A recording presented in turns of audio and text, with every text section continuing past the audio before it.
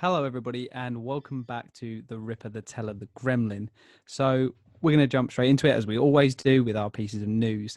I've only got two pieces of news this week, and they're not even very big. It's been a bit of a drier week for news, to be honest. I mean, we covered a lot last week, actually, didn't we? Yeah, that's probably the reason. We probably used up all our news. But firstly, I'm going to talk about PlayStation exclusives and Sony's stance on moving them to PC.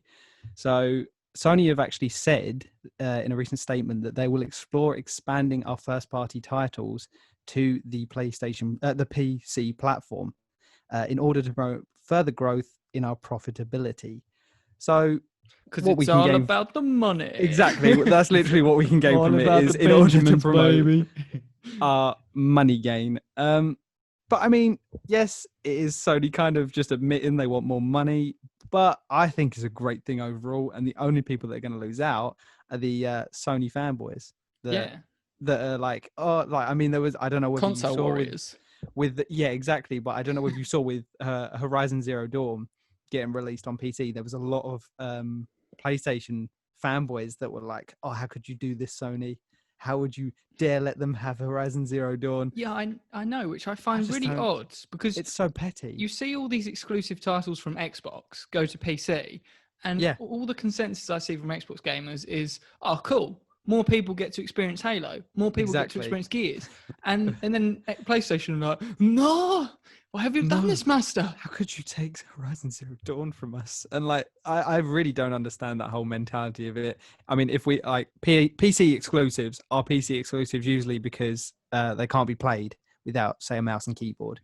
Yeah. But hardware restrictions. Or it's a case of they don't have the resources to port them to consoles. And obviously the PC, as we said previous episodes, is the biggest market currently.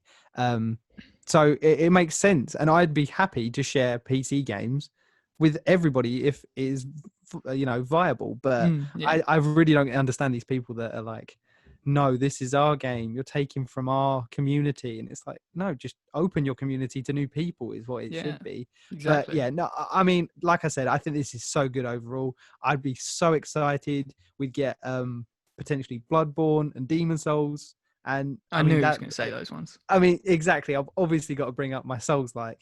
And these are Souls games. So it would be amazing for me and so many PC gamers to get all of their Souls games or Soulsborne games on one platform, and I know that they would sell a huge amount from both of those games. Definitely. And then you've got games like God of War, which would sell insanely again from the amount of people Ghost of Tsushima as well. Yeah. Exactly. Even looking at newer titles like Ghost of Tsushima, it would all be so good. I reckon as well, actually. Yeah, exactly. And like, there's no loss apart from that whole sad mentality of our community should stay our community, which is so narrow-minded, like gang mentality, isn't it? Yeah, I think it's like because as well of Xbox sharing with PC, it's got that kind of like, oh, we're the elite, we play PlayStation and only can you experience these games on PlayStation. And I think there's a part of that. I do. I don't know what it is with PlayStation only players, but they do have this weird thing with. They're a rare breed. They are, and sorry. We're not calling out all PlayStation. No, we are. There's a very select few. There is because like they do this thing where like you see posts about it all the time, where it's like there's like a picture of like trash or a bin, and it's like this is what it's like owning an Xbox or whatever. I'm like, why? Like, why do you honestly believe you have to prove that your console is better than the Xbox? Like, it just doesn't make any sense. Like, you know, there's so many memes about it, and it's just like, who cares? Yeah. Like, if this game was cross-platform, you would play amongst Xbox players and wouldn't even know. So how, like, exactly. So why do you care? Like, realistically. But I don't know. Yeah, I mean, overall, I'm also just impressed that Sony is finally opening themselves up like this. You know, we've always known they've been a company that are very scared of cross-platform. They were very, very cautious when that was becoming like a big thing across games like Fortnite. And they released it in beta, they called it, for a long time because they didn't want to officially say they were cross-platform. But yeah, so it's really cool to see them kind of openly saying we're going to keep expanding and supporting this, because it is something that PC gamers are so up for and like want a lot. So again, like I said, nobody loses out, and we'll move on to the next piece of news. So what I want to talk about now is just so many companies are actually doing free next gen upgrades, and just the key word being free. Call of Duty, Black Ops Cold War. But the cool thing that we're seeing is it's not actually exclusive to newer titles. Titles like The Witcher 3 and Dead by Daylight are actually doing this. And obviously, it's not just a simple port. I haven't looked too much into The Witcher 3, but I can imagine they wouldn't just make it a simple port. I saw they said graphical improvements, higher frame rate, all the advantages that come with next gen. Yeah, and I've seen with Dead by Daylight, they're actually releasing this patch over time, and they've shown kind of a first glimpse of what it will look like running on like newer hardware. Gen, yeah, and it does look like really good. I mean, I'm not a Dead by Daylight player really. I have the game, but I really play it. I didn't know you had that. Yeah, I have it. It's one of those games that I kind of like. Is that the zombie parkour? No, that's Dying Light. Dead by Daylight yeah. is the like 4v1.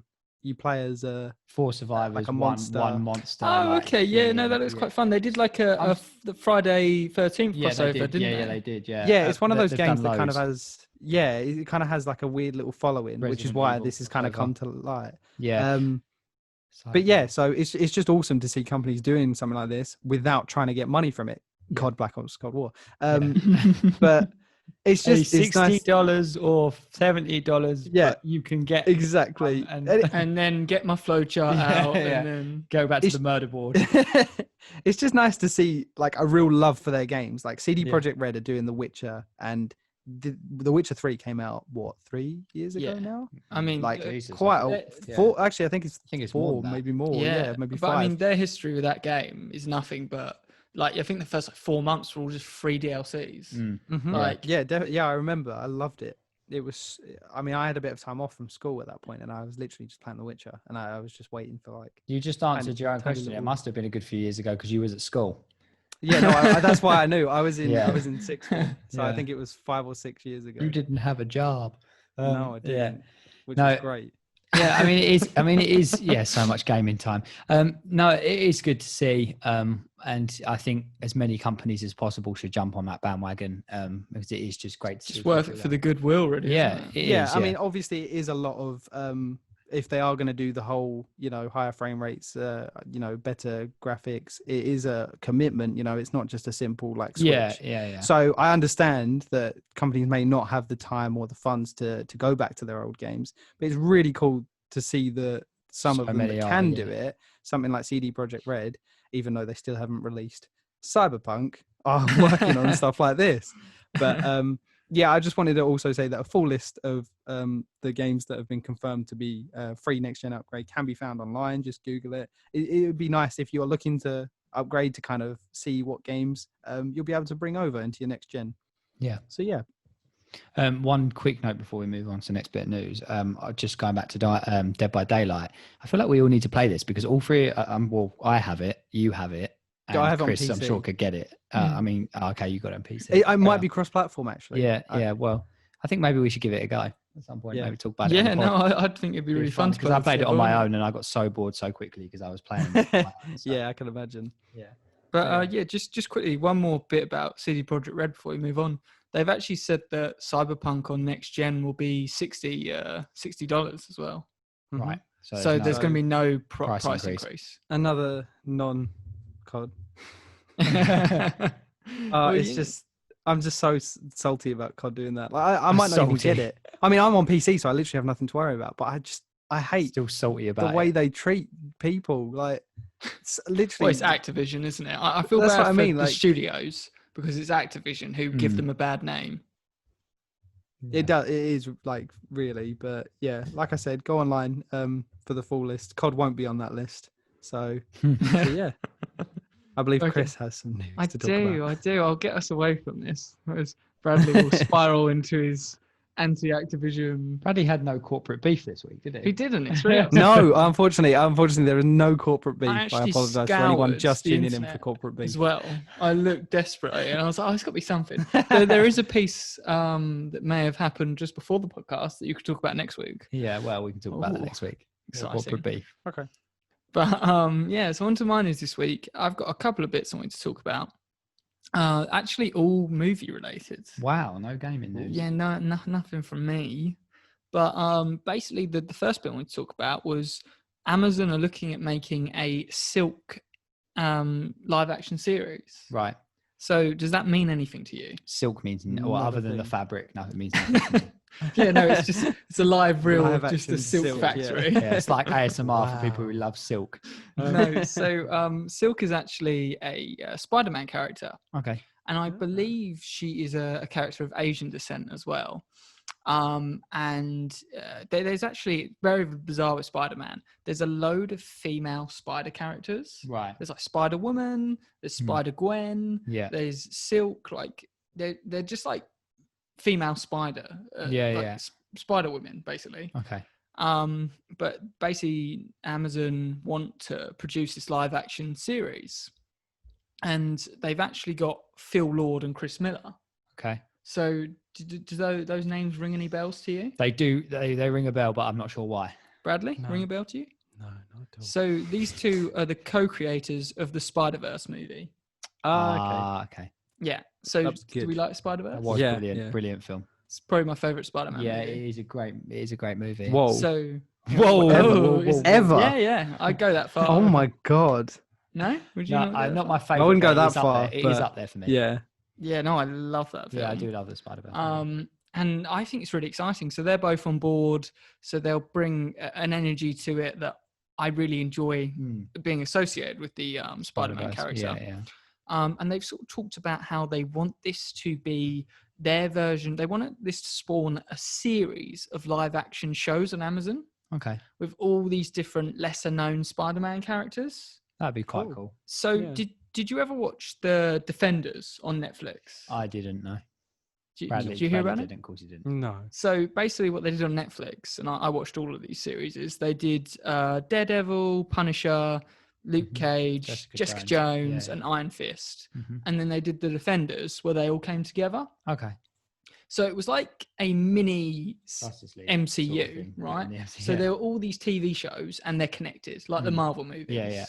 So they all reference each other and have a crossover. So that's kind of what they want. What they want to do with Marvel. They want That's this cool. mini little TV universe going on, which, is interesting. But my problem is I think that's cool, but that you don't want that to be your focus. Otherwise, it just feels like you're just trying to merge these things. Yeah, you want it to be natural, and you want each series individually to stand good and be on its own, right? Yeah.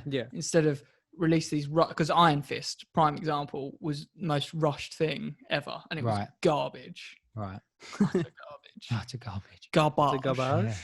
Yeah, which we'll get to later. But it's something that I'm definitely interested in. Yeah, it sounds cool. I like the names that are attached, and we'll see what happens. Yeah, I'm interested. The other bit of news I had was actually a bit of news from Netflix. Well, it's kind of a rumor. Basically, Jason Momoa had been tweeting concept art of him in Witcher garb. And the rumor states that he is being eyed to be the main star of the prequel series. The original Witcher. First Witcher. Which we sort of discussed before. Previous, yeah. I don't know. What do you guys sort of think of that? Momoa as the first Witcher. Wicked. I'm kind of excited for most kind of. I like the sort of characters he plays, and his stature and the way he is. He's a cool guy, isn't he? Let's be real.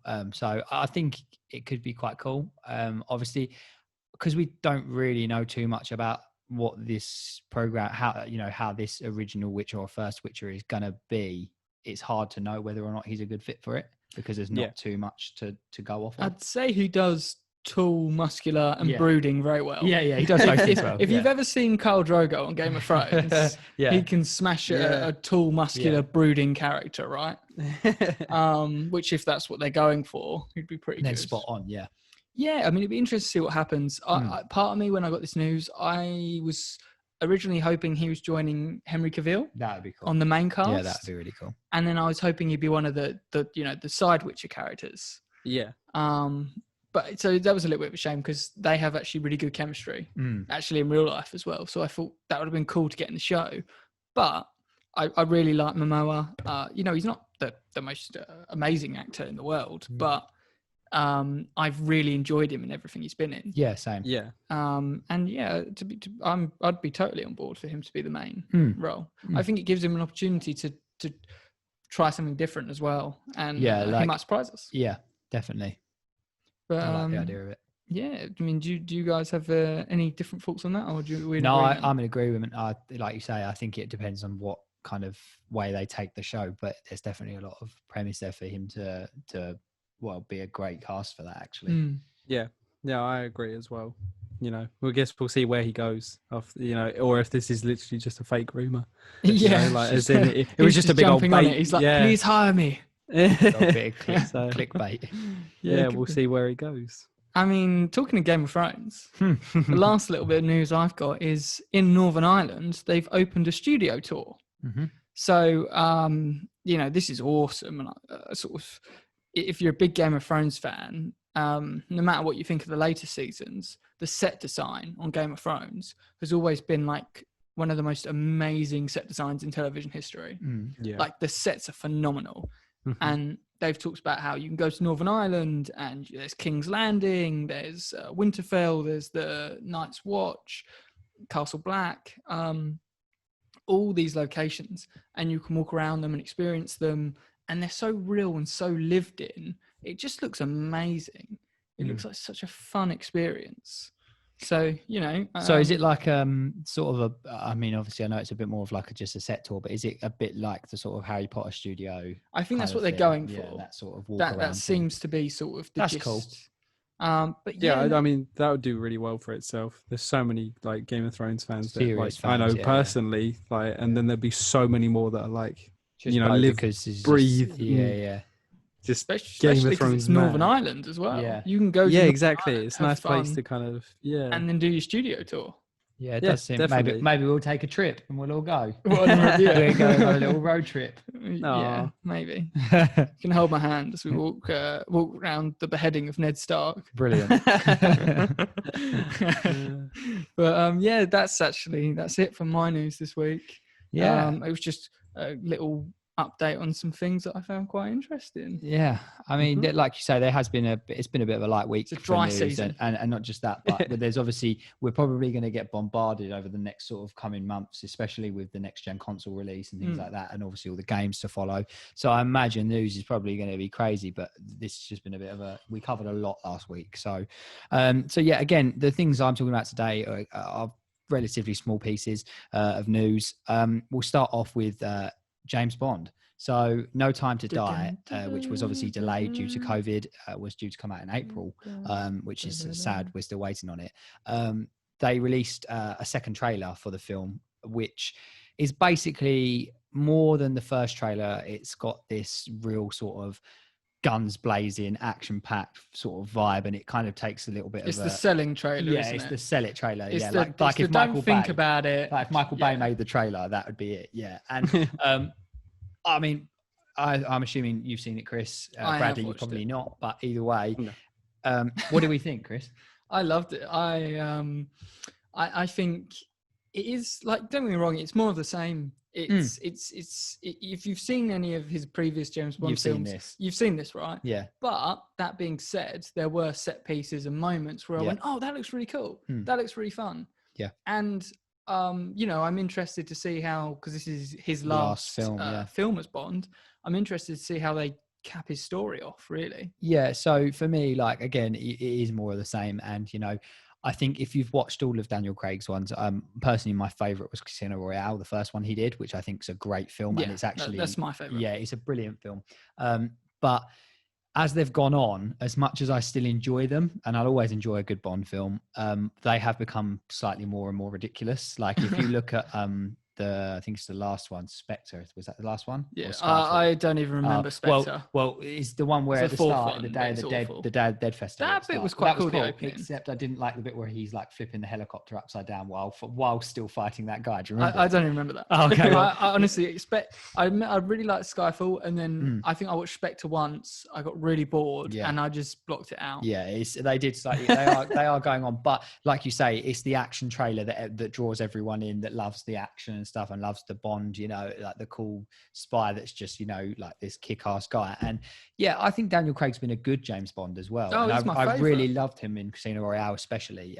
But I'm kind of interested to see how they tie the story off, and this is his definitive last film, so it'd be, you know, nice for a good send-off. Yeah, and I hope it does well, actually, because even if it's not got a great storyline, even if it's a bit all over the shop, it looks like it's going to be fun, and that's kind of maybe what they're trying to do a little bit, you know, just send it off with a bang, you know. And it's so there's not too much else to say about it, but have they given it a new release date yet? Or? I have no idea, and I don't know if they will, because if you've seen how Tenet performed in the box office, they're probably going to hold with its rake of, I think it was 20 million. Right. God, that's bad. That's bad.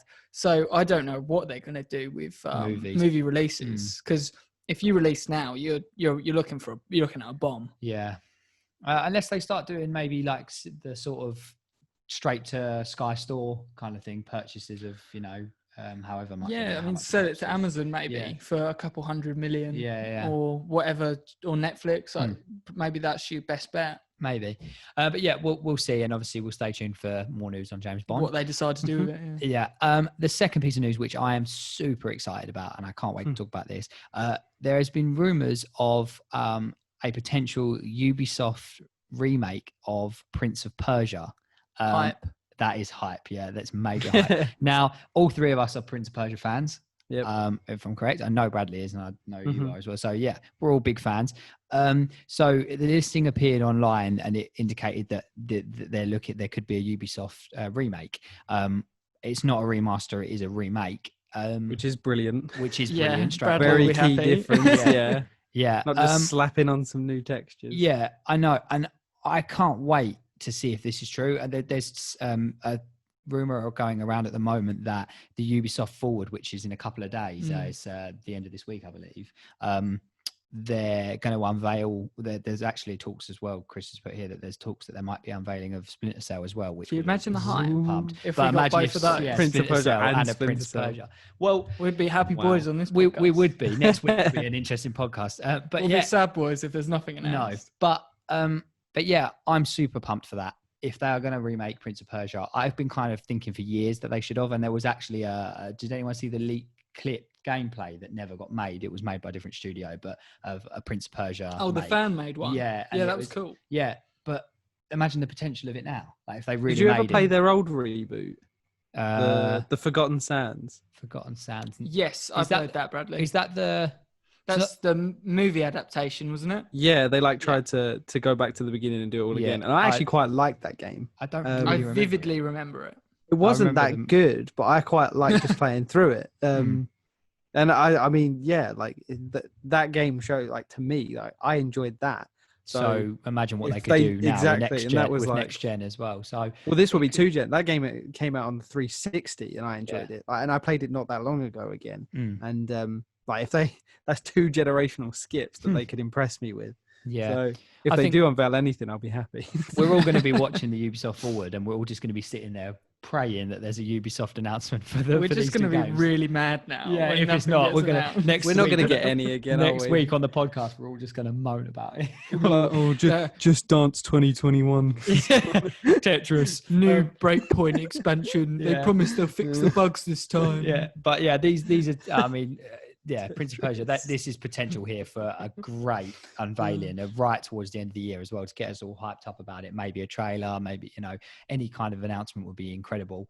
But yeah, I'm really hoping they do this, and I'm really hoping they do it so well, because those games are so nostalgic to me, like all three of them, the original. And if this is true, this kind of fills my hope that maybe, because obviously we know Assassin's Creed went down the mythical route. But if they bring back Prince of Persia, they could have Prince of Persia go down the mythical route and have the next Assassin's Creed go back to its roots. Oh, that would be pretty cool. And that's what me and my brother were talking about. I mean, that's just completely blind. Us just making stuff up in our heads. But Ubisoft, listen to Chris. Listen to this podcast. Yeah, and just take it on board. But anyway, we'll wait to see. And yeah, you can get 3 unhappy fellows next week when they don't announce either of those 2 games. But anyway, moving on to the last bit of news for me today. This news actually only was posted today, so it's a very, very brief bit of news, but still worth mentioning. So Xbox made a post all over their social medias today.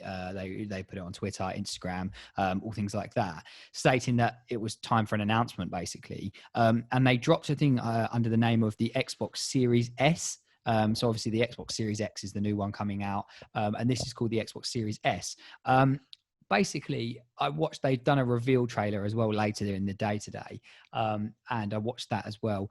What they're basically saying is that this console is, the tagline that comes with it is next gen performance in the smallest Xbox ever. So It's supposed to be something like ridiculous, like I think it was like 40% smaller than the Xbox Series X or something. So it's meant to be really small. And they did do a quick size comparison with them one behind each other. It's an all digital console, so there's no disc tray, which means all streaming, all from online stores. All marketplace. Yeah. What I kind of want to talk about really quickly is, number one, the biggest thing, the price. They're saying that this will run exactly the same as the new generation console will anyway, which I believe is a lie. They actually said that then. They're saying it's running with they said the same about the Xbox One S, which I have upstairs. Yeah. And it's absolute trash. Like that. No, the Xbox One S is slightly better than the original Xbox One. Are you serious? Really? Yeah. Hardware-wise, I feel like yours is just a bit dodgy. Maybe. But it also... that one is because it can do. If you're gonna get one though, just stick to the guns and get the Xbox One X. Yeah, if you're gonna get one. So this is what I was going to say is that obviously there's got to be drawbacks to it because the price. So it's being listed as a price of £249. Which is insane. Which is insane, right? So low. Obviously, they did put at the bottom of their announcement that more information will follow on this shortly, like on the console's details. The console's details. You have to buy the graphics. Yeah, but each pixel. But anyway, no. So obviously, they're saying that it's got the power of the next gen of the Series X and everything like that. But I was trying to think today of like the pros and cons of it. And I'm like, there's got to be certain things that are going to draw this back, because otherwise everyone would just get the Series S for like, you're going to get it a couple £100 cheaper, and you would probably sway that way over a PlayStation, because I can't imagine PlayStation are going to do something similar. Yeah. I mean, let's be honest. This is like when you buy a gaming PC and you've got the budget option and then you've got the slightly more expensive option. Yeah. The difference in hardware, what you get. I mean, I know I haven't seen the specs, but there's no way for this price drop. It can be that this is going to be as punchy as the actual Xbox Series X. Yeah, exactly. I think the other thing that they haven't confirmed nor denied, so this is just speculation. But the other thing I keep coming to is, do you reckon maybe one of the other downfalls of this is a smaller storage space, a smaller amount of storage? Because no, because like storage is tiny, so it probably would be the same. I mean, it might be less purely for the fact that they're trying to save money, but yeah, in terms of size, I was actually talking about it today. Like SSDs can be 20 millimeters now, right? Like, and so maybe not 12 gigs. No, so it wouldn't be a size issue. It'd literally just be a price issue. So they might say, like, do you remember the Xbox 360 arcade?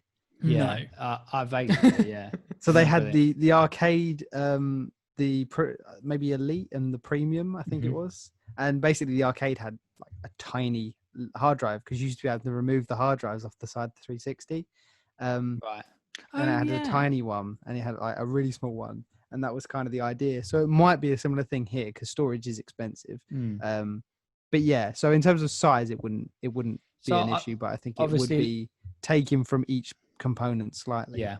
Well, for me, like I say, I think it's a big announcement and a cool announcement for Xbox to make right at this point, because they're not too far away from the release of the consoles. They're saying November 10th.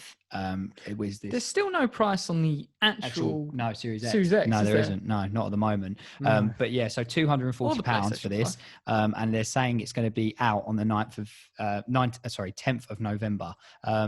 Obviously, more information is probably going to follow in the next coming weeks, so I will try and stay on it. But it's like you've got to look at it from two sides. Obviously, if you don't want to pay the full price for a new console, if it's going to be a couple £100 more, it's good if you're on a budget. This is like a brilliant option. And like I say, unless PlayStation try and do something similar to match it in this short time window they've got, more people, if that, say for example, you were on a budget and you were like, I really want a next gen console though, you're probably going to sway more that way all of a sudden if you see this. And if it is, unless there's some really, really bad with performance issues, then this could be like the go-to choice. But I think it's a really cool thing for Xbox to have done, especially now, because it's kind of like it come out of the blue as well. They needed something as well in this arms race for next gen. Yeah, to push their side. Yeah, they did. Yeah.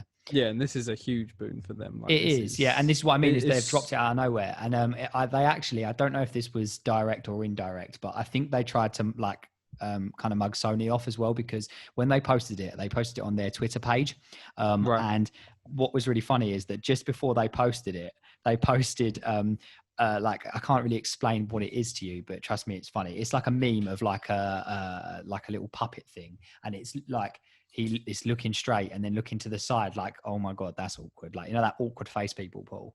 And Xbox posted that with no caption, and then they posted this trailer for this new console, and I was like, I wonder if that's like their little Sony, what do you do from here? Probably Sony's going to release one for like 200 for like 100 quid, 150 quid. And then they're going to reduce theirs. They're going to be like, new Xbox Series S price. Series S Model 1. But yeah, no, that's all I wanted to say about it, and I think it's a cool announcement last minute today, and it was great to just be able to quickly talk about it. So I mean, just quick though, I did have to say, it took me a minute to get my head around the title. I'm like, hang on, wait a minute, what? Series S, Series X. Yeah. And I'm like, Series S. Yeah. I'm like, these names aren't very good much. No, they're not. They're really not. PlayStation have got it right.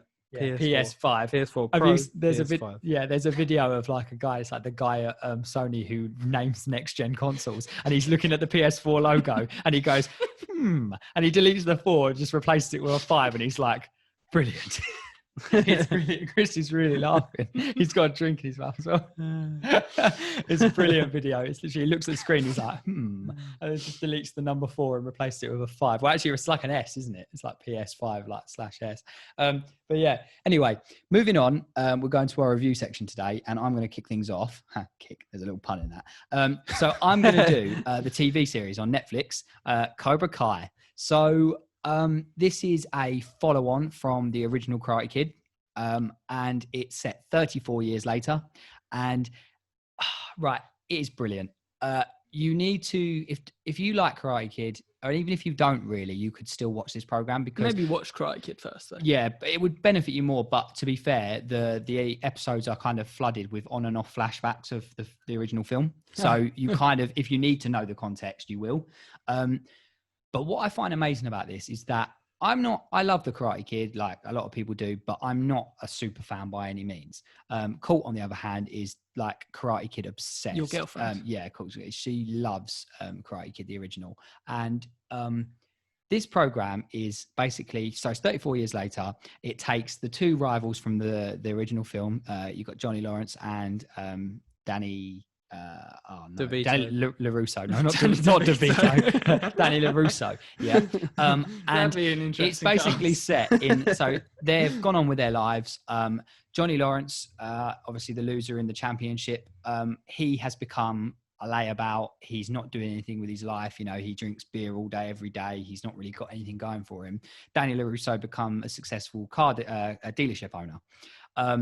And it's a really funny program, because the one thing you need to get over, and it's the biggest pet peeve of mine for the program, is that it is so cheesy. But intentionally, isn't it? But intentionally cheesy, yeah. And that's why I kind of can deal with it. So the cheese is like, it's in your face about the originals, and there's so many like cringy remarks to the original films, but obviously the films are old, so it kind of makes sense that it's cringy because they play it off as like funny. They play it off as a joke, yeah. And what it's basically about is these two are, even 34 years later, they're still rivals, even though they're adults now. And it is obviously the original cast, and there's quite a few. I won't spoil it because people come into it, but there's quite a few original cast members from the first film as well, which is really nice to see how they've all grown up.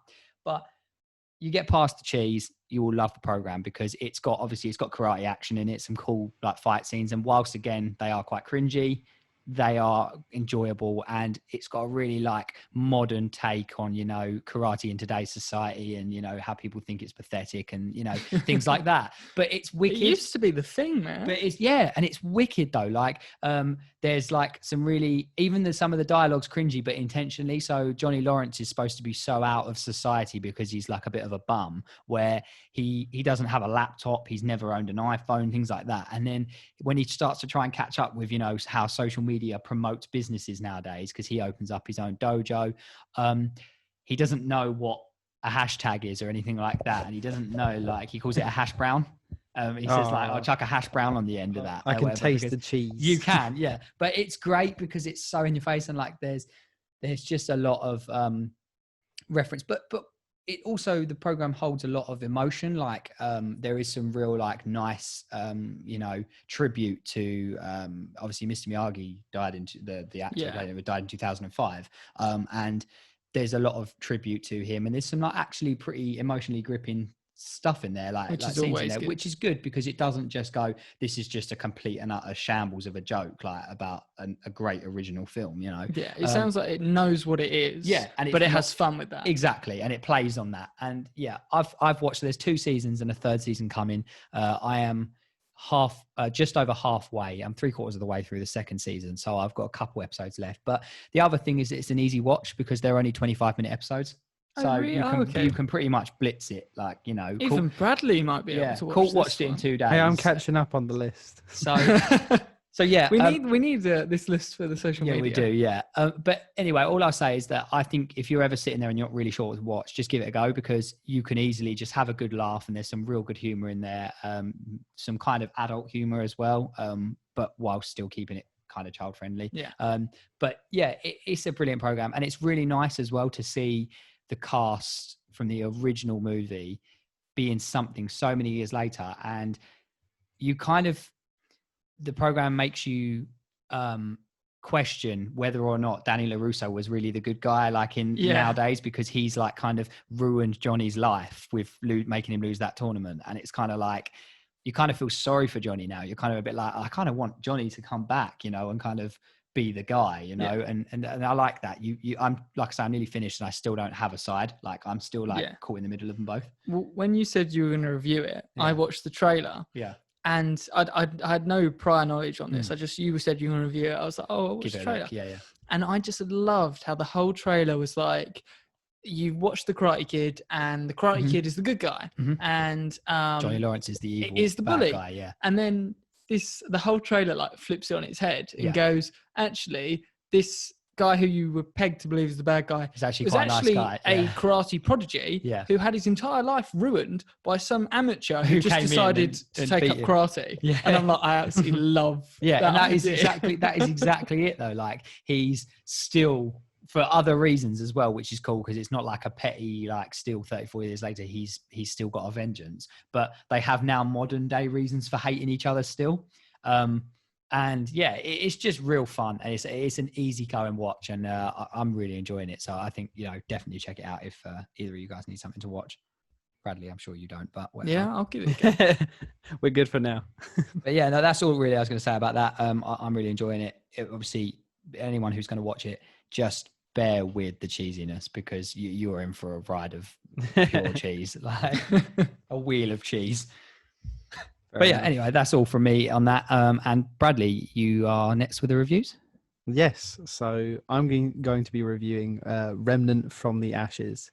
And I know, Jack, you're kind of intrigued to hear about this one. So Remnant from the Ashes came out last year. And I wasn't like that fussed about it. I kind of saw a few things and I was like, I don't know. I just kind of overlooked it, and even though it had been given this weird comparison, so it was actually dubbed. Now you're not going to like this part, Jack. Already, it was dubbed a shooter Souls-like, and I was like, oh, that's not going to be a thing, is it? They're just, because there's that whole the media throws around the term Souls-like. Everything's a Souls-like. Yeah, they've got like a nowadays. hard on for it. It's really bizarre. It's just like, oh yeah, it's a Souls-like. It's like, no, it's not at all. So I just assumed they were just throwing the term around like, oh my god, it's a shooter Souls-like, and I was like, no, it's not going to be. So I just kind of ignored it. And I recently got it free on Epic. So again, if anybody doesn't know, Epic gives out free games every week. Go get them. Bradley's little plug. No, but it's just like, it's so good. I recommend it to everyone, because even if you never play the games, you've then got them. Like, they're there. And then one day someone might go, oh, have you played this really like weird indie game? And then you're like, oh my God, I think I have that on Epic. And like, you get to just play through it. So go get it. But obviously Remnant's not there anymore. Otherwise I'd be like, go get it now. But yeah, I got it off of Epic, and I'm so glad I did. So can I just ask one question before you carry on? Yep. Is it a shooter Souls-like? Yes or no? Yes, honestly. So that's this the big is question. Yeah. So that's what I was going to get to. So I would actually say it is.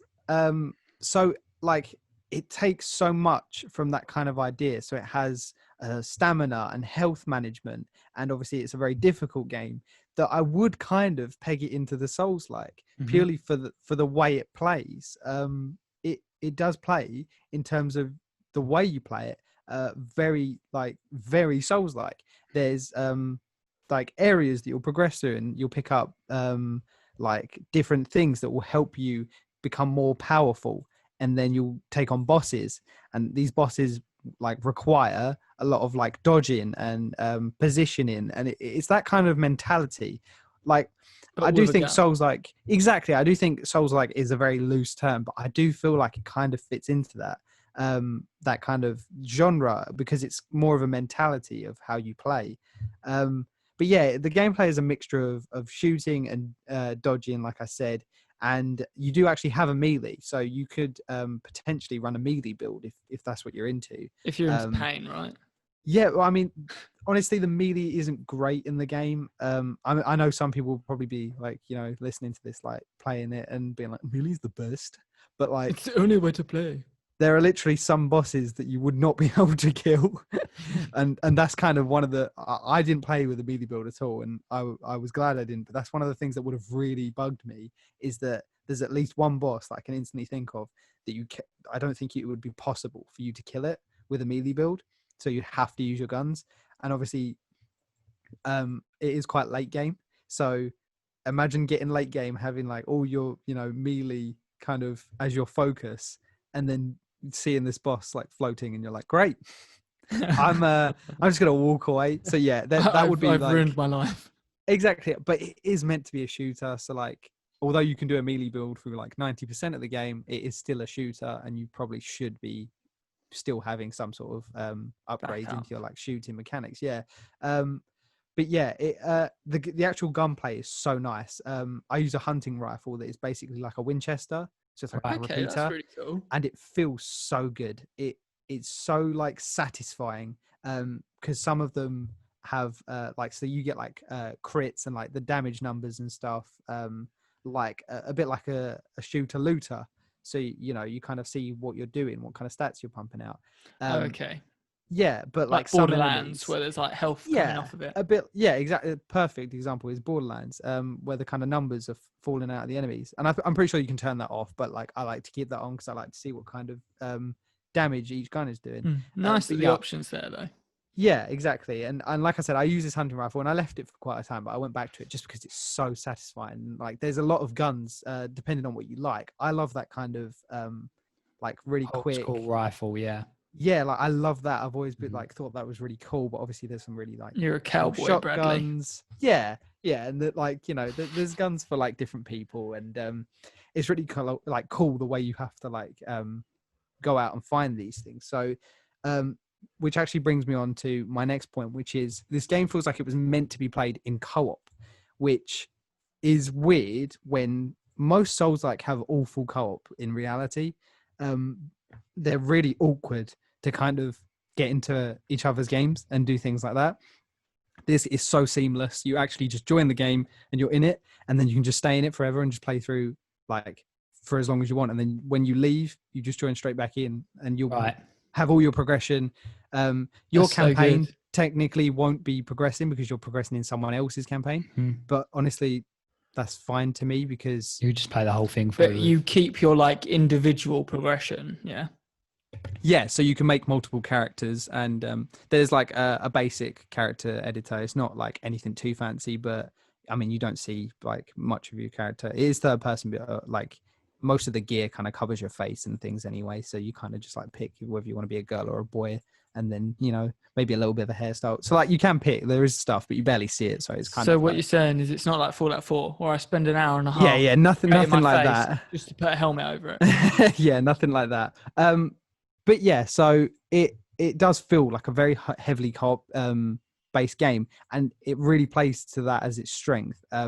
Because I would say that one of its biggest strength is its actual post game, is its kind of end game and progression. And basically, the game works is you go through this entire game, and obviously I didn't know anything about this game. I try not to look up anything about games that I play, just so I can kind of experience them for myself. And I went through this whole game, and there's like 4 different areas, and we finished the game. I was like, brilliant. And then you go back in, and I saw that there was an adventure mode, and this is where the kind of game got started for me. I was like, what is that? So I kind of looked it up, and basically each area that you go to is actually, there's a main hub area, and it generates dungeons for you to go through. Right. And each time you go into the area, so it's called generating, or like you can re-roll. There's actually like 2-3 times the content that you would have experienced, because every time you go into it, there'll be a new. So there's a thing called an event dungeon, I think it's a sub boss dungeon and a main boss dungeon, and then I think there's something else. There's always 4 dungeons. I forgot what each of them are. But so basically, every time you go into the area, you can get a random one of each of these things. There's 2 main bosses in every area, so you will see those. But even that, in all 4 areas, you'll only experience 4 out of 8 bosses. And it's the same with like the event dungeons. There's probably about 2 or 3 of those. So I realized when I got to the end of the game that I had so much more to see and to do. And bosses are really like fun, and they each drop something that will give you a weapon normally, or maybe a mod, which is like kind of like a superpower for your gun. Is probably the best way to describe a mod. But yeah, and each one of these will drop as a specific thing that could be really useful to you. So one of the bosses was like a dragon called Singe. Oh wow, that's cool. He's a really cool dragon as well. Like there's some really, really awesome designs. Really good art design. Yeah, because he's kind of made out of like branches. Like he's like a tree. Oh wow. And then you're like, surely that would be his weakness, like fire. But obviously, because he's a dragon, he's not weak to fire. Because he probably breathes fire, right? Exactly. So like he just has like a really cool design. But when you kill him, you get an item that you can then go and get a little SMG called a Spitfire, and it basically is like a little flamethrower SMG.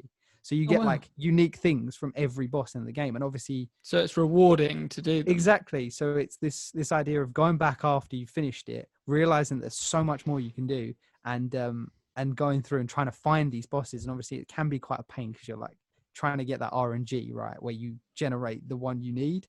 Honestly, we haven't had much trouble trying to generate it though. We've actually been quite lucky. We're like, oh, we want to do this, and we generate it first time. Don't know how. We've just been very lucky. But yeah, and then there's also with the bosses things called alternative kills. So there's a number of different things. Each boss has like a very different idea of what an alternative kill could be. So with Singe, that I told you about the dragon, if you put enough damage into his tail, it will fall off, and then his whole attacks change. And then at the end of that fight, you get a different item, so you can get a really different, unique thing. So not only do you go and look for these specific bosses, sometimes you need to kill them. Yeah, sometimes you need to kill them multiple ways. And the other thing I like about alternative kills is not all the bosses have them. And it sounds like a bad thing, but in my head, it makes them even more special. Because then it's unique, isn't it? Yeah. When you get so it's only about Yeah. half the bosses probably have an alternative kill. So when you do it, you're like, oh yeah, I've got this like very special thing that, you know, not every, and then sometimes you find out that you've already done an alternative kill without meaning to. And you're like, oh wow, how did I do that? And it's quite fun to kind of see the different Play ways about with it. get Yeah. them. Yeah. So I mean, and the main progression I love because it's so OCD fulfilling. It's a level-based system where you unlock things called trait points, and these trait points can be put into traits that could be anything from movement speed to general health to weapon damage. But that in itself, there's a cap at 20. But the coolest part is you don't actually have the traits. You have to go out and get them. And each trait, you start off with a few basic ones like health and stamina, but each trait is earned normally by doing something to do with that trait. So there's a trait for stamina cost reduction called World Walker, and you actually have to walk a certain distance. Right. Okay. Oh, It's yeah. like a milestone. I like stuff like that. Yeah, Yeah. and I love the idea of like, I mean, we're still playing it, and I'm trying to get like all the traits and all the weapons and stuff because it is that really fun progression where you want to go back. Rewarding, and, yeah, and go and play some more. So it's one of those things that you're like, oh, how do I get this one? And that's Okay, such and a massive, because so many games like that have such bad post-game content, right? Yeah, it can whereas this ruin was them, yeah. made for it. It was made for that idea of these randomly generated dungeons and just going through your mates, just like going through, killing the boss, like going onwards. There is only two gripes I have with this game. There's two things that I'm like, ugh. One is the story, in my opinion, is a bit lackluster. I was just about to ask you about the story. I honestly, especially because it is a predominantly should be played co-op in my opinion game. It just is very distracting and like you want it to be gone almost because obviously you've got this idea of like, oh, I want to go through and I want to get this and I want to get this and I want to keep doing this. It gets in your way. Yeah, and there's unskippable cutscenes through basically 90% of the game, and you're like, and that's post game as well. So when you're going through these dungeons for like the 15th time. Yeah, and I'm like, wow, I've seen this boss cutscene 15 times. Still can't skip annoying. it though. Yeah. So it does feel like it kind of gets in the way because it's always there. I'm sure that some people love the story. Me personally, I just thought it didn't really have much substance. It had a really cool world and a really cool idea. But I think it didn't take that idea of being a Souls-like. So a Souls-like usually is very, you go find the story for yourself.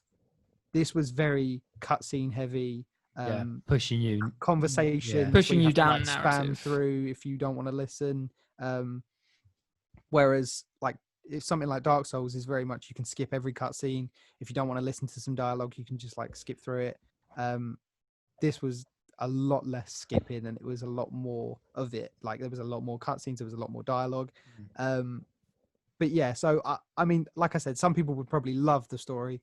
Me personally, I love the world and the kind of concept of the story. I just don't think it was done in a very interesting way. No. What's the? I was just going to say. So before you go on to your second problem with it, is it?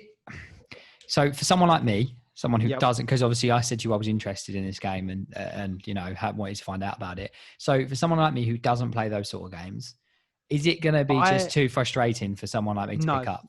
I instantly went in because I was playing with someone that doesn't like too much difficulty. I was like, let's compromise and we'll go in. Meet in the middle. We'll meet. So there's three main difficulties: normal, hard, and nightmare. I think there is another one, but I don't actually know what it does because whenever I look online, everybody always talks about nightmare.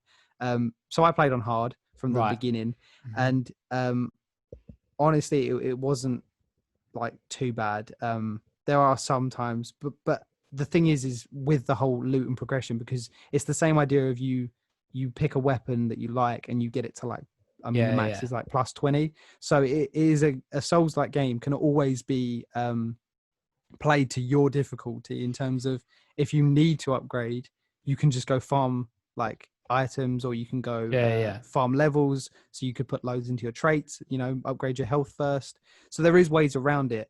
And again, like I said, I think normal would be I mean, I know you're not bad at games, so I'm pretty sure normal would be absolutely fine for you. Because that's what I mean. Because it's a shooter, it's slightly easier than Dark Souls, yeah. But it does you punish got to you get in the nitty and gritty of you. No. Yeah, you can kind of keep your distance, but it does that in such a well balanced way. Of you still will need to be dodging a lot. Yeah. You need to manage that well because obviously you do have a stamina and things like that. But I mean, I would put it in a similar category as something like, as I said, like Borderlands and Destiny. Those kinds of, in terms of the idea of going. There's not so much loot, but there is actually, because like, there's loads of. But it's normally the same thing. It's just like scrap and ammo and that type of thing. You had me at scrap and ammo. Yeah, well, I mean, yeah, the gremlin's salivating in the corner. But yeah, there's not so many like gun drops because, like I said, normally they're earned through like boss kills and things like that. Honestly, if you have like some friends to play through this game, I would definitely say anyone can play it, and I wouldn't be put off by the whole like Souls-like thing because, like I said, it doesn't. It just kind of it finds itself fitting some of those trends, but it doesn't specifically. Yeah, and you can, like I said, tailor it. It's so much easier to get OP in this game than it is in Dark Souls.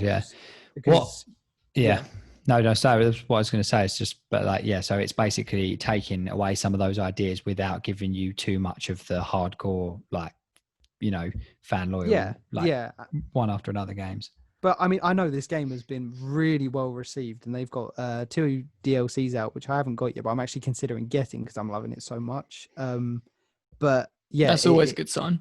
That's what I mean. Yeah, I don't buy DLCs, but I'm just enjoying the progression so much that I just want to get to like. Because there's loads of traits, and like I said, the max is 20, and I think there's like 40 or 50 traits now.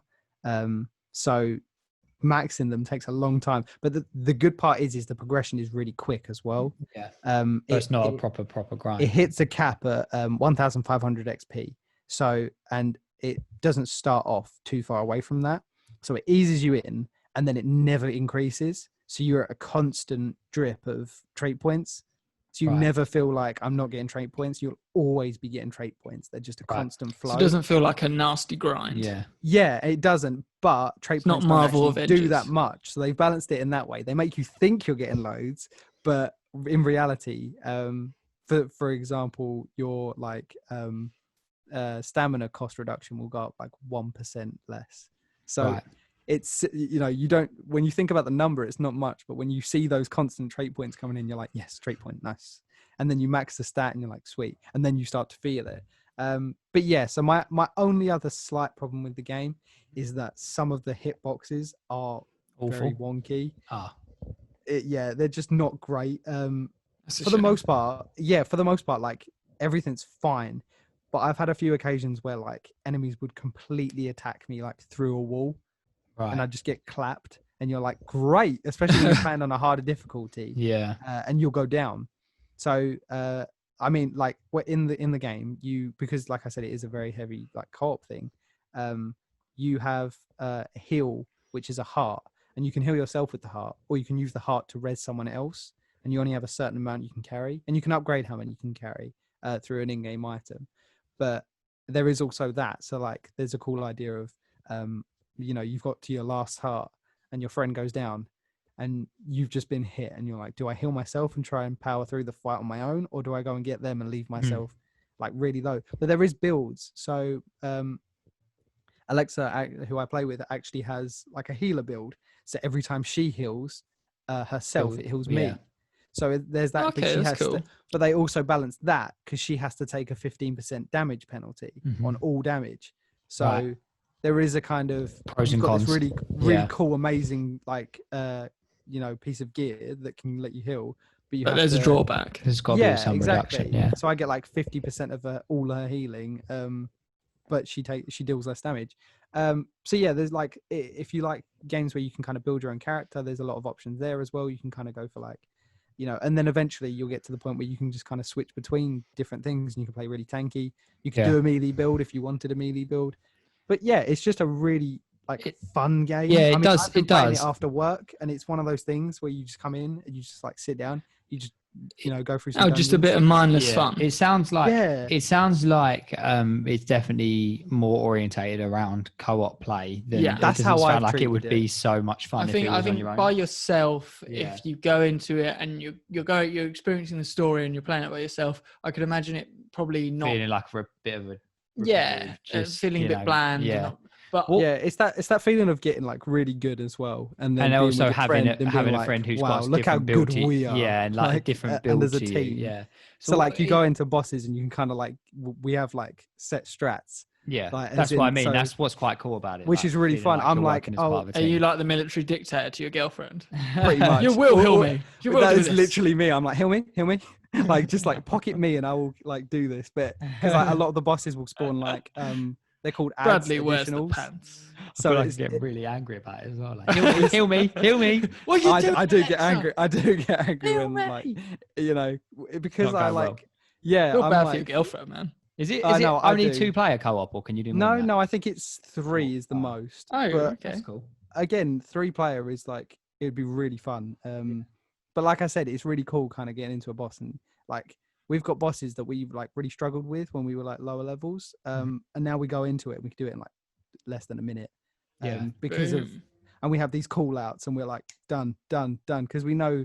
But again, the kind of Souls like idea of telegraphed attacks, and sometimes you can't see all like what's on screen because like I said, the bosses can like call in additional enemies and things like that, and then we go like, oh, you take the ads, I'll take the boss. And that is my one other, I forgot, there is actually one other gripe, and that is the enemies attack the person who is dealing damage, like the most damage. Oh, I like that.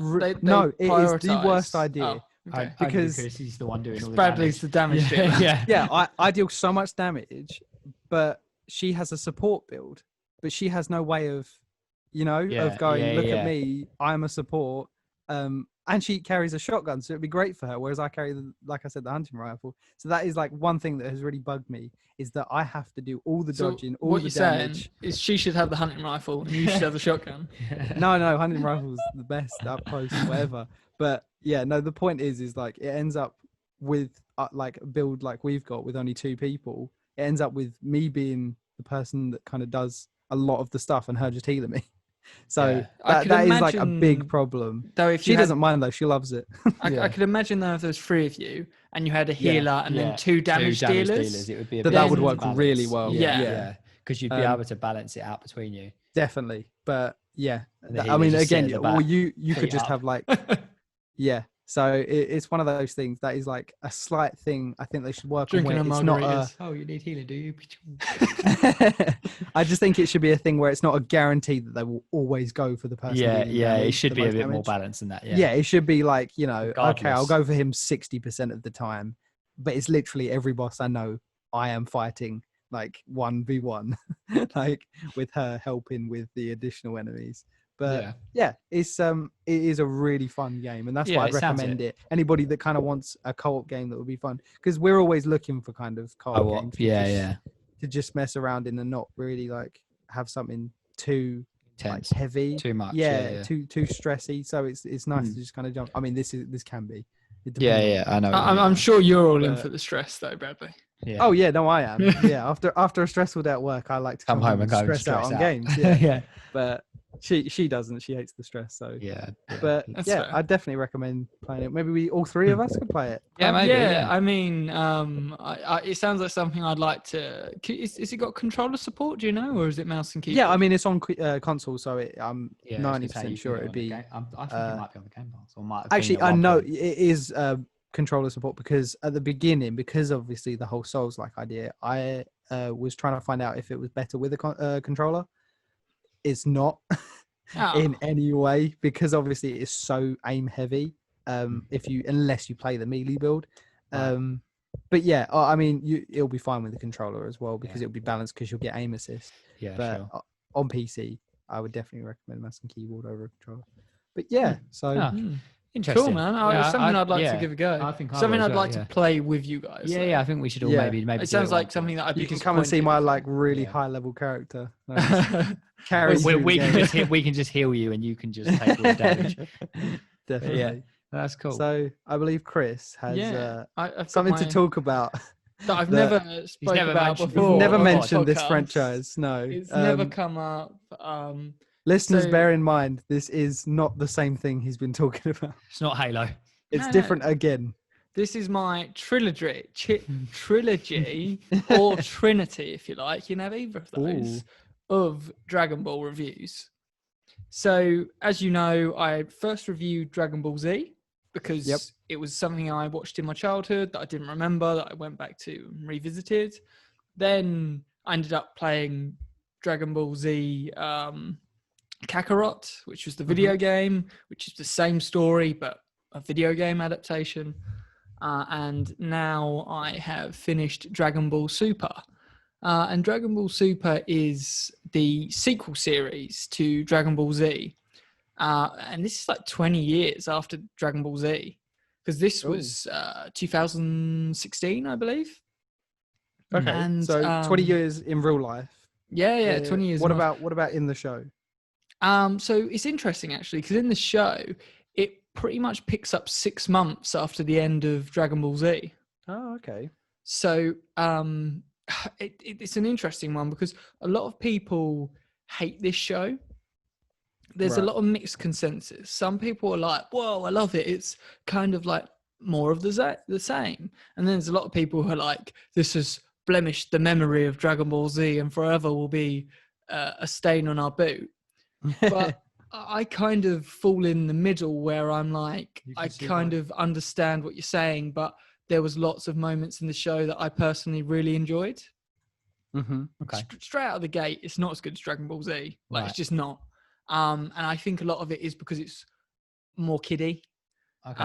But it's not alienated kiddie. It's just Dragon Ball Z had a lot of gore, a lot of blood, a lot of violence, this takes swearing. And there's still elements of that, but the blood's gone and it feels, even though it's still adult, it feels like it's trying to be a bit more kid friendly, if that makes any sense. Yeah. But yeah, it's an interesting one because I have to admit the first 2 seasons are awful. They are so bad because basically what they do is there's 2 Dragon Ball Z movies that came out. Yeah. And for whatever reason, they said the first 2 seasons of Dragon Ball Super are going to be remakes of those movies. But they've taken an hour-and-a-half movie and made a season out of it. Right. Which is just pain. Yeah. It's like, I've seen this story because I've watched both the movies and you're stretching this hour-and-a-half movie across like 10 episodes. Right. And I want to die. Because it's not, Because it's just, like, you know, when it's just like, this is obviously stretched. Yeah. And the other issue in the first 2 seasons is the animation at times is horrendous. Like, it's so bad. Like, they actually fixed it. They did a re-release because there were screenshots of this, and oh my god, like Goku like jumps to the side and his face like melts off, and you're like, what the am I watching? But after those first sort of rocky 2 seasons, which to be honest, just watch the movies and then start from the 3rd season. That's probably like the best way to do it. After that, it really gets going, and I love it because the 3rd season is featuring my favorite character, Future Trunks, and he comes back from the future again. Right. Which, if you remember, was my favorite storyline in Dragon Ball Z. Yeah, I remember. So he comes back, and this bad guy has swapped bodies with Goku and is causing chaos in his body. And it's just a really good fun time. And there's so many like callbacks and funny moments. And a lot of people give the show a lot of gripe for saying that the characters haven't really changed since Dragon Ball Z. Right. But there's a really great moment where I think I told you about, I actually mentioned this in Dragon Ball Z review, where Trunks stands up to his father and beats him up. Yeah, you said, yeah. And, there was it's like my favorite moment in the franchise. And that whole arc is really important because Vegeta, who's Trunks' father, the whole time everything's about him. Right. It's about him becoming the best. And there's a fight sequence when future Trunks comes back, and he's fighting his son, he's sparring with him, and he's saying to his son, you need to get stronger and stuff. And they're fighting each other. And bearing in mind, he hasn't seen his father's changed so much since that man he knew, who, was an absolute horrible person to him. And his father goes all the way up to full strength and like just absolutely demolishes him. Right. Just throwing him through mountains and like kicking him around and beating the snot out of him. And then he sort of gets down and is like, I don't need to be strong because my dad's strong. My dad and Goku can do this for me. Yeah. And he picks him up by the throat and says to him, there's always going to be another threat, and that I'm not going to let my son, I will kill you before I let you be weaker than me. And it's this really beautiful character moment because he's gone from the last time he saw his dad, all his dad cared about was himself. Yeah. And now it's this 180 where he's saying to him, you need to be stronger than me. Need to be strong. And so people say it doesn't have character development, but right there, it does. I've just shown You've you just told me. it has some brilliant character development. Yeah. So there's that whole arc there, and I'll admit there's problems with the time travel. So the time travel, you just don't think about it. It's kind of like Avengers Endgame. Yeah, you don't want to think about it too much. They change stuff, but then it makes a parallel timeline instead of changing the future. Yeah. But yeah, I love that storyline. It was the most fun I'd had with the show. There's a clip I might actually show you guys where Goku like gets really angry and loses it, and it actually made me like quite emotional. Yeah, because they sort of I talked about the show being a bit more violent, but they show in this parallel timeline when the guy steals his body that he uses his body to then kill Goku's family. Right. And you see it and everything, and I'm like, whoa, Jesus, this show's back on track. I mean, we don't condone child murder, but but the themes and the sort of adult sort of atmosphere was back. And like I said, I love the voice actors, and the guy who plays Goku does such a good job that it actually made me quite sad. When I was watching it, I'm like, oh, Jesus. Yeah. And then the last sort of thing I want to say about it is the last so there's 130 episodes. Right. So it's a lot more digestible than the 280 Dragon Ball Z episodes. And the last, I think, 80 episodes are all one season. Right. They're one storyline, but it is like the coolest thing I've ever seen in Dragon Age. Dragon Age? In Dragon Ball. Dragon Ball. And it's both got dragons, man. But yeah, it's literally like there's 12 universes in Dragon Ball, right? Yeah.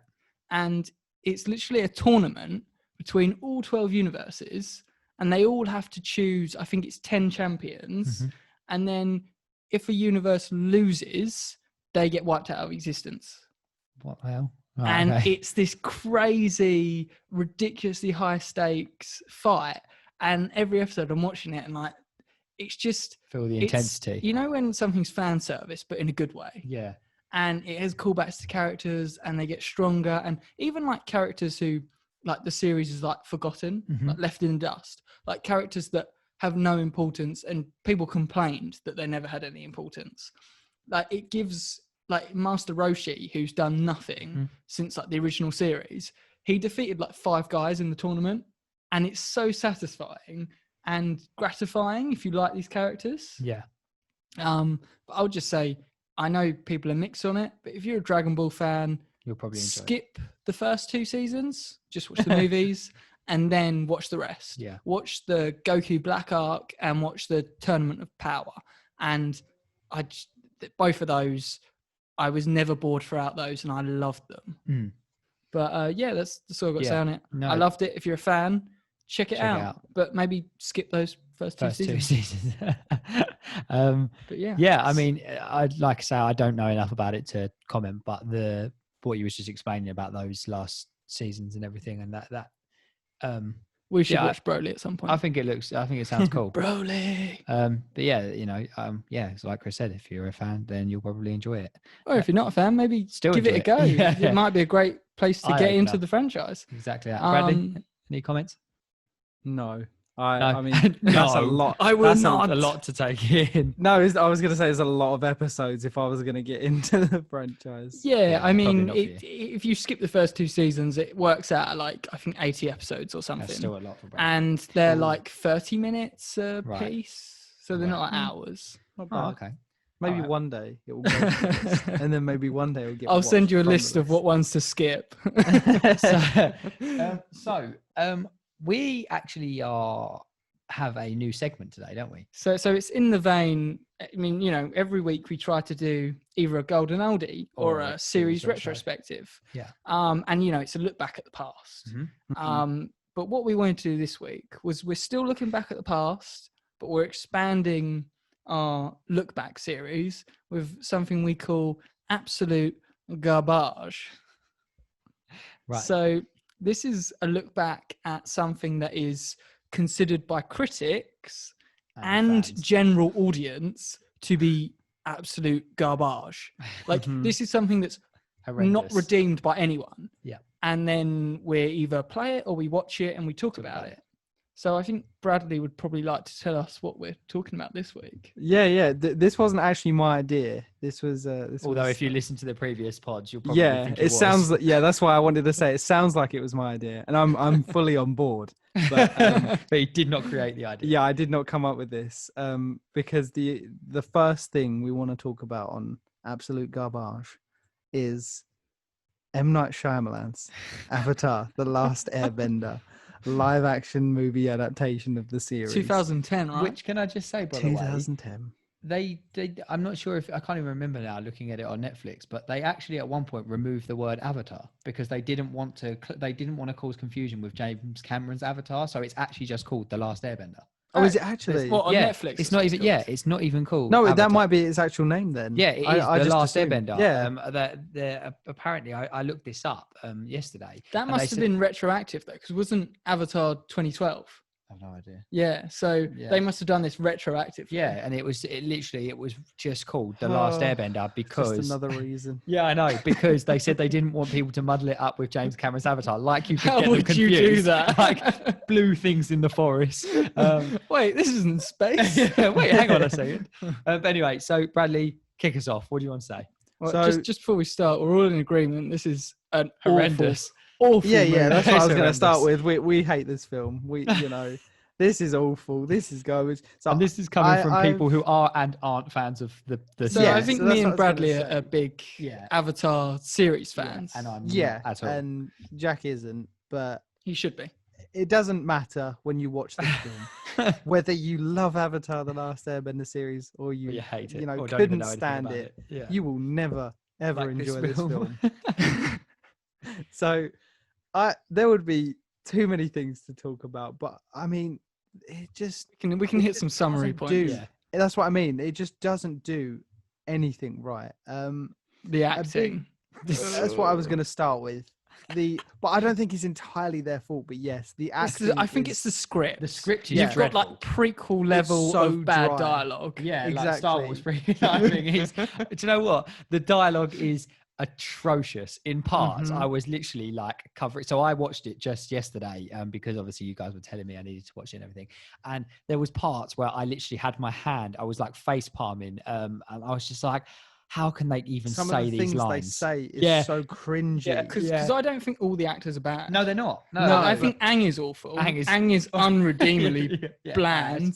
But I mean, I think Sokka, I think is all right. Yeah. I think he's okay. While we're just quickly on the subject, but Sokka is so different to how he is in the series. Yeah, he's so wrong.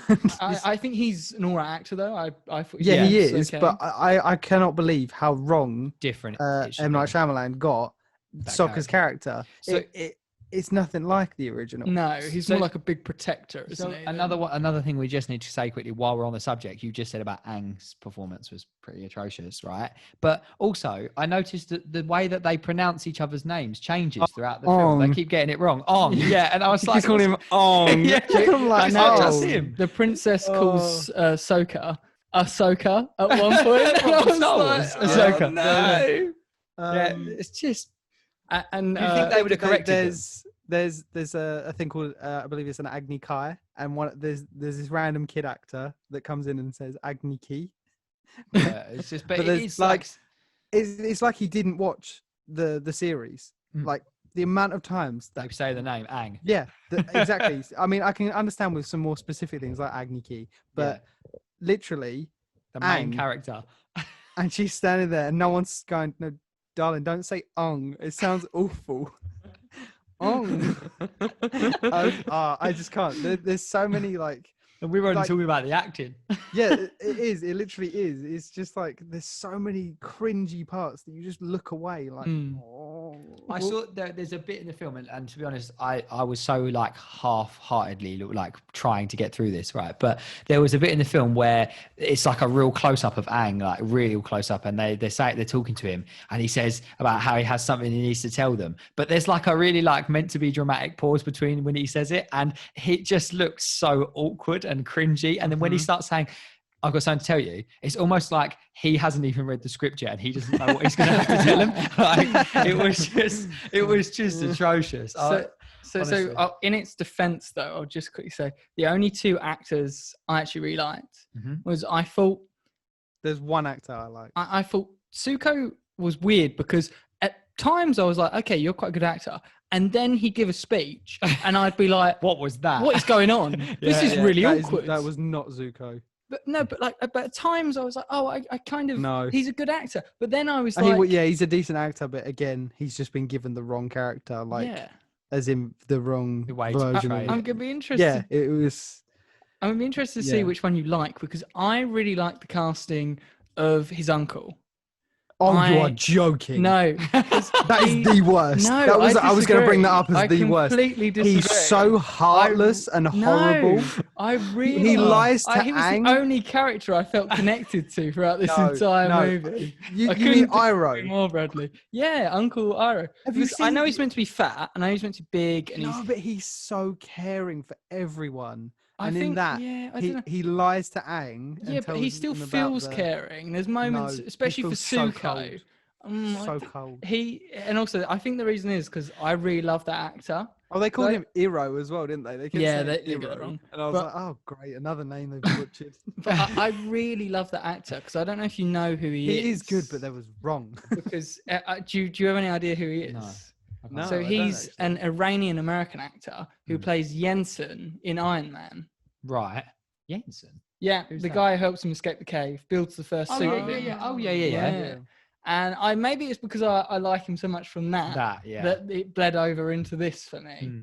Because he saved Tony Stark. But I mean, we'll disagree on that one, Bradley. But I see. For me, obviously, this is really funny. Like, who did you like then? Yeah, who do you like? Yue. What, the princess? Yeah, she basically got the exact same character down. Like, you know. I thought she couldn't act out of a plastic. Oh, no. I mean, in terms of character, I don't think her acting. I don't think her acting was that bad, but I just thought, like, when she was on screen, I didn't want to throw up. I didn't want to throw up. Like when Katara's on screen, I'm like, oh god, she's so bad. This is brilliant for me because I have no context of the program. But there's bits where I'm like, she's all right. There are a few snippets where I'm like, your acting's okay. And then she says "ong" one more time. It's like, oh god, ong. Do you know what's so weird about this though? I don't understand why when the characters give speeches in this, it comes off so cringy. Mm-hmm. It's like, you know, in Lord of the Rings, they give speeches. And you get behind it. I don't know why it feels so awkward in this. Every time, like when Aang's like talking to the Earth like people, going, rise up. I'm just like, why you just like feel so awkward? Maybe you just sit there and shuffle your feet and look away. Like the Stranger Things actors. Yeah, they've done a bang up job of it. You'd be right behind them. So moving away from the acting and the scripting and the casting, characterization, I want to talk about something a bit more specific, which is the action scenes and like the visual effects and stuff. Right. My one thing I noticed, which you may or may not disagree, because obviously I've got no context to the show, but I felt like, when you watch the fight scenes or the action scenes or whatever. Why does no one die? Not just that, but no one really dies in the show. No, either. but I felt like they're like fighting with swords, dude. Yeah, and they're all kicking each other, and I'm like, why is there no stabbing going on? So like the airbending movements and whatever.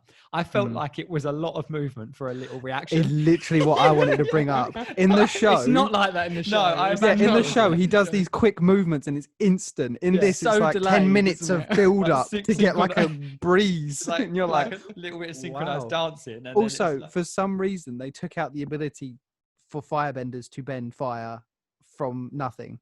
So in the show, you can if you're a firebender, you can make fire from your chi. The only person that can do it, spoiler, is Iroh. Yeah, and the one time he does it is like such a weird moment where he just kind of stands there with fire coming out of his hands, and everybody walks away from and they him. run away. Yeah, and it's he doesn't even wow. direct it out. So it might have just been an illusion. So there's he didn't move. a fight scene in the film where he's Aang is standing in I don't even know what you. In his training room. No, it's like a. Yes, he talks about being an where he being knocks a training where he knocks the the shutters. The shutters. Yeah. Yeah. And it just was it's like a synchronized dance routine and very and little gust of waiting. wind. Just a little gust of wind. It's so badly choreographed. Yeah, exactly. When the Earthbenders are doing that awful hacker. Yeah. The awful hacker thing. With the little wall. Yeah. And then you see them in the show and they're breaking cities and you're like, wow, that's cool. Yeah, pretty sure one throws like a pebble at one of them at one point. It's like I don't get why hacker. when you have this live action adaptation that you could make look incredible, you would say, oh, bending isn't really that good. It's kind of just like something that takes a while and they can do it. It's quite slow and painful as a process. Yeah. I mean, I kind of have a feeling I know where all the budget went. Because the only thing I thought was good when I was watching this was the set design and the costumes. They were the only points in this film when I was watching it going, costumes are actually quite on point. If you watch a lot of adaptations, I can see they butcher costumes, and they butcher set design. Yeah. But I actually thought, wow, the ships look great. The Ice City looks great. That's one thing I settings. said. The city, it looked amazing. And the costumes, what the Fire Nation's wearing, I was like, yeah, this looks exactly like what I remember. Yeah. In the, I was actually blown away by how great the costume design was. But that does not save you from terrible, terrible acting and horrendous action. Yeah. Yeah, I don't. Obviously, a lot of this is obviously hard for me to go on about because I've got no context to any of the characters or any of it, and because I knew already it was going to be. Yeah, I just knew it was going to be bad. So it was a painful watch, but I'm glad I watched it just so that we can talk about it. But I don't know what happened really. It's so bad. Yeah. It's also the fact they're trying to condense a whole whole first season into one film. So much exposition. Half of this have movie no is just characters telling you stuff. Mm-hmm. And that's what I mean. There's literally no attachment to anyone by the end of it. They could all die, and you'd be like, "Wow." That's why I actually. Oh no! Hong died. And I rewatched this, and I was like, "This would work in a high-budget live-action series." And I know Netflix is doing one. I'm a bit worried about that, but it generally made me go, "This would work if you had better actors and more time to flesh out this story." Yeah. And the only other positive I have from this is, like I said, I really enjoyed the set design. I thought the costumes were really, really good. And the only other thing I really loved was the moment at the end where he lifts up the water. When the credits roll. When he lifts up the big tidal wave, the soundtrack, the score for that moment is beautiful. That music, whatever it is, I don't remember if that's the original series soundtrack or if that was something composed. Probably not. They probably just messed that up as well. I generally. No, if it was good, they probably did steal it. Yeah. I thought that music was very beautiful, but that's the three positives I can find. This is the worst just thing. A load of absolute rubbish. But this is the saddest thing about it is we spoke about this briefly before is that he isn't a bad the director or he makes some great films. I love his film. So it's just confusing. so weird. It is confusing. Did you see his cameo in this as well? No. He has a cameo. So in the Earth Village, he goes, "Oh, that's a bender. They're not allowed anymore. Get him." Whenever they say stuff M. like Night that. Shyamalan. There's literally, and also sorry, but I know the Fire Nation are meant to be Japan. Like they're inspired by Japan. Why are they Indian? Yeah, no, I was literally going to bring this up. They literally mixed up every single nation. Why are they white? It's based in Asia. It made no sense. But also, when they're in the Water Nation village at the start, like there's loads of little Asian kids, and then Cora and Thingy are white, and the grandmother's white, and I'm like, what is going on? I'm so confused. No, wait, who? So there's a bit where Appa is like flying when they go, oh, we can ride Appa to go rescue Aang. There's a load of Asian kids holding on to Appa in the water village. And then I'm like, hang on, why are all the little kids Asian? And why are you two white? What is going on? Wait, yeah, that makes, because it's meant to be, I think the water tribes are meant to be like Inuit. Yeah. So Fire China Nation is Japan. China is Earth, right? Yeah, and Air was, I don't really. Air is like Tibetan monks, isn't it? I think it is just monks. Yeah, it's like Tibetan monks. So they literally took all of them and went, nah, Indian Fire Nation, confusing everything else. Yeah. Let's just make this. But do you know what even is weird about that as well? The bit where Zuko rescues Aang and he hangs those two soldiers up, they're white Fire Nation soldiers. And I'm like, what is going on? Yeah, there's no consistency.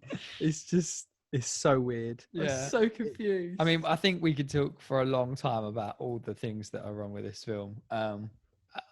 Like I say, you two have definitely got more, but I thoroughly you'd probably be surprised I gave it 3 positive things. I know, but that's 3 out of 900 negatives. I think this segment was very funny anyway, because it was just even more for me because I don't have the context and you two do. But it was just, honestly, it was horrendous. And I said to Chris, I really don't want to watch this. And it was like, he was like a no. Forced you, forced me to watch it. So you will watch it. He was like, you need to watch it. And I put it on. And I was just like, I just sat there and I was like, if you hadn't have told me even that, if you just said to me, actually, it's a really good film, I'd have still loved this. I'd have watched it and I'd have gone. I looked at the time as well. You lied. And before I watched it, before I texted you, I was like, oh, it's only a merciful hour and 40 minutes. I'm like, this feels like 3 hours. Like, how is this only an hour and 40 minutes? Merciful hour and 40 minutes. It's dreadful. But has anyone got any last thoughts on that? No, not really. Don't bother watching it. Don't bother watching it. And if you do watch it, please just let us know what you think. Yeah, and like I say, you can probably admire the one nice soundtrack, the set design and the costumes, and then just think, what the hell else happened? That's pretty much all you need to know. And if you actually liked it, please. I mean, let us know why. We're not going to judge you. Like, try and persuade us. You can like what you like. We're not going to judge you. I don't know. Statistically, it was critically and audientially reviled. So you are in the wrong, sir. Objectively, your opinion is wrong. But so that was our first. Yeah, utter garbage. Utter garbage. We're going to say whatever. You can have we have both. Utterly absolute garbage for that. We'll mix it up. Why not? Yeah. So moving on to the last bit of our show this week, to our quiz. It's not the Last Airbender, is it? It's not. I was going to say, you know what? You should have done it. I was gonna do the last. It was between Dragon Ball and the Last Airbender. Right. But because I promised this would be the last time I talk about Dragon Ball on the podcast, I said I'll do a Dragon Ball quiz. And I figured I've talked about Dragon Ball 3 different occasions. So you must have picked something. Some stuff. Well, let's hope so. Yeah, well, let's hope so. Okay. Naruto. Okay. Trunks. Are you ready for the first question? Go. What are the Dragon Balls? And your options are A, magical wish orbs, B, literal giant Dragon Balls, or C, orbs of great power. C, orbs of great power. It's got to be C. You're both wrong. Oh, it's actually magic wish orbs. Oh dear. If you'd said B. Magic wish. That was meant to be easy as well. Oh, that's not going well, is it? Okay, well, it had to be, didn't it, Jack? It just had to be. The whole point is power. Yeah. Yeah, I'm glad you were as confident as I was. I thought it was quite common knowledge that they make wishes. Go on, whatever. Okay. Common knowledge. It's like Chinese, and it's like kind of like. Yeah, whatever. Ah, yes, common knowledge. Anyway, I'll move away from that. So this one is one you should definitely get, because I've literally just spoke about this earlier. Who is my favourite character? A, Future Trunks. B, Vegeta, or C, Gohan? Yeah, it's Future Trunks. It's Future Trunks. It's gotta be Boom. Future Trunks. Now, I'll give you an extra point if you can list what order. So these are my top 3 favorite characters. Go on. So you've got Future Trunks. Yeah, then it's Vegeta. So who out of Vegeta or Gohan is my second favorite? It's third? Gohan, then Vegeta. Bradley? I'm going to agree with Jack because he sounded so confident. No, it's actually Future Trunks, then his dad Vegeta, and then my third favorite character is Gohan. God damn it, Jack! Yeah, I didn't say it with confidence. I said it with pure you don't get the blind extra ambition. point. Yeah, you did because I realized you actually swapped. you said it like one way and then you went no and said it the other way. I should have gone with the first instinct you had. So I don't think you're going to get this one, but give a shot in the dark. Who is the strongest out of these 3 villains in the setting? Oh yeah. A, Perfect Cell. B, Emperor Frieza. Or C, Boo. Well, I'm between A and C. I just pictured like an Wait, so you're between Perfect Cell and Boo? Yeah, I want to go A or C as well. I'm going to go for Boo because it made me laugh. Okay, I'll go with Perfect Cell. It is Probably Boo. It's Yeah, Boo. It's Yes. Majin Buu. No. He is Yes. in Dragon Ball Z. He is the final bad guy Right. who they fight. So I'm And then going 2 out of Bradley 3. was nearly there because Perfect Cell is the enemy before him. Okay. So the at least Fridge he's Frieza's stronger not than very Emperor strong. Frieza.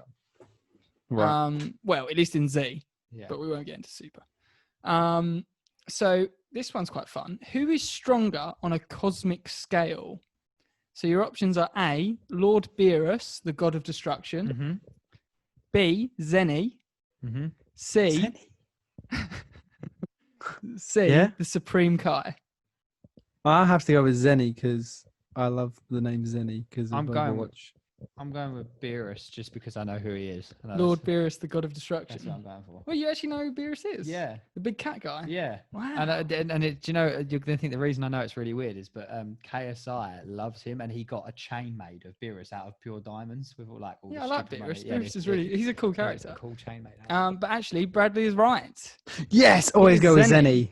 Zenny. So his real name is Zeno, but Goku decides to call him Senny. So and it's like The Last Airbender. He's they get all the names from. literally like he's the ultimate god of the galaxy. Like he's this tiny little guy with the mentality of a child, Right. but he's like he can wipe out a universe by looking at it. Like Mhm. he's Yeah. the Omni King, Same. which is his title. Yes, same. So the last question of the day is, what is the strongest Super Saiyan form? Mm-hmm. And your options are Super Saiyan 4, Super Saiyan God, or Super Saiyan Blue. Oh, I was wanting to say Super Saiyan 4, but then Super Saiyan Blue sounded like it could be right. You don't like the sound of Super Saiyan God, no? Nah. It was too obvious. Yeah, I bet it's the answer though. What are you going for, Bradley? You going A or C? You going for I number dunno. 4 or blue? You going for number or color? Oh, I'll go with. I'll let you decide. I'm gonna put my chances to fate, and I'll pick whatever you don't want. All right, I'm gonna go Super Saiyan Blue. Yeah, that's what I would have gone with. Damn you! Yeah, I'm really hoping fate stepped in here. So are you going to agree, Bradley, or are you going different? No, I want to make this interesting. I'll go Super with Saiyan that. 4. Okay, so it's Blue. Yes. So I hate- Jack's I hate the fate. conqueror of the Dragon Ball. Fate. Yeah, I got 3 out of Jack's 5. the Emperor Frieza Yeah. of the quiz. Well done. I got 3 out of 5. You get to rule the universe now, Jack. We'll get Yeah. you the Dragon Balls. You can make a wish. Yeah. Congratulations. Which I didn't know that they even made wishes. And that was common knowledge. So Yeah, I mean, I thought that was quite straightforward, but is that the end of the Dragon Ball era for you? yeah, it is. I mean, we might do Broly one day. I'd really like to watch it with you guys, Yeah. and get your thoughts actually. But you know, for now, I'll leave it there because I am actually watching Dragon Ball GT, Mhm. which is the ugly stepchild of the Dragon Ball franchise. Right. It's So like, that one's not going to get a review, or it will no, get a it review? won't. It won't because it's non-canon. Right. So Okay. this was the original sequel to Dragon Ball Z before Super. Right. But it's so bad that they declared it as like not existing within their universe, Ow, which that always hurts. which tells you all you need to know. But I will say that's where Super Saiyan 4 comes from, Right. and from like a design standpoint, despite it being the worst series, that's the coolest design they've ever made. Like, it's so badass. Okay. Yeah, well, put more on that probably at some point down the line. Has anyone else got a closing thought for today? Because if not, I do. If not, but go on, Jeff. Yeah, take it. Take the closing thought. So the closing thought for me is not is just to kind of say that we next week we're probably going to have quite a bit to talk about, because we actually have our second guest coming onto the show, which will be a very entertaining episode, I'm sure. Yes. You can look forward to that one. But equally, as well as having a guest, between now and the next episode, we will have the Ubisoft Forward Part 2, which is, I believe, the 12th. So that'll be this. We'll have a busy news week. So I imagine we could have a Splinter Cell and a Prince of Persia announcement. And if not... He's shaking in the corner of excitement. Yeah. But either way, there'll probably be a fair chunk of things to run through on that that Ubisoft Forward. So so make sure you tune in for next week's episode, and hopefully we'll have a good laugh with our second guest, and we'll take it from there. Awesome. See you later, guys. See you later, everyone. See you later.